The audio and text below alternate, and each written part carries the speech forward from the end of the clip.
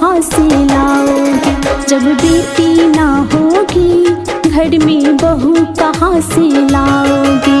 अत्याचार की बेड़ियों से एक दिन तुम बंध जाओगे। अत्याचार की बेड़ियों में एक दिन तुम बंध जाओगे। जब बेटी ना होगी घर में बहू कहाँ से लाओगे? जब बेटी ना होगी घर में बहू कहाँ से लाओगे?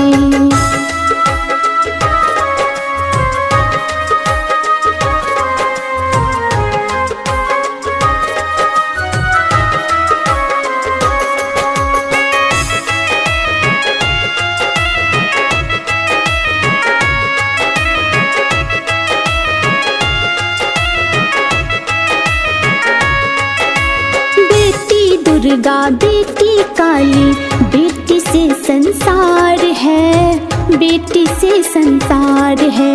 हर मानव जीवन की बेटी ही आधार है, बेटी ही आधार है।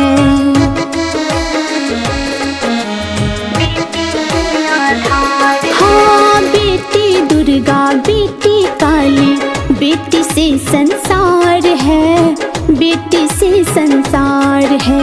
हर मानव जीवन की बेटी ही आधार है, बेटी ही आधार है।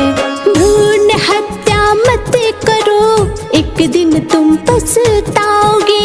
भ्रूण हत्या बंद कर दो ना तो तुम पछताओगे। जब बेटी ना होगी घर में बहू कहाँ से लाओगे? जब बेटी ना होगी घर में बहू कहाँ से लाओगे?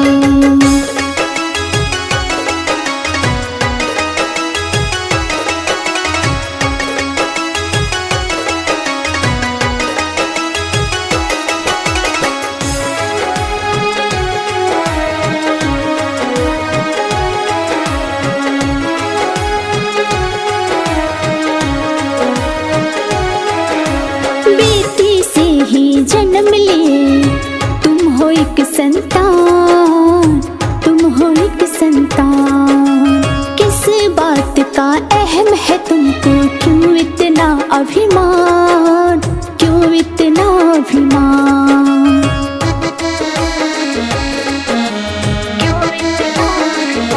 हाँ हाँ, बेटी से ही जन्म लिए तुम हो एक संतान, तुम हो एक संतान।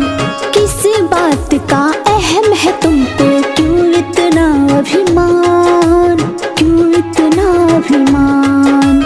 ईर्ष्या भाव में जल के तुम खुद राख हो जाओगे।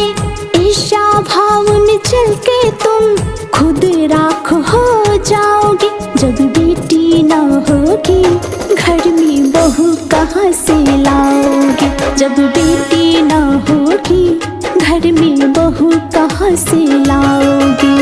कोख में मत मारो मुझे, पापी तुम कहलाओगे। कोख में मत मारो मुझे, पापी तुम कहलाओगे। जब बेटी ना होगी घर में बहू कहाँ से लाओगे? जब बेटी ना होगी घर में बहू कहाँ से लाओगे? अत्याचार की बेड़ियों से एक दिन तुम बंध जाओगे।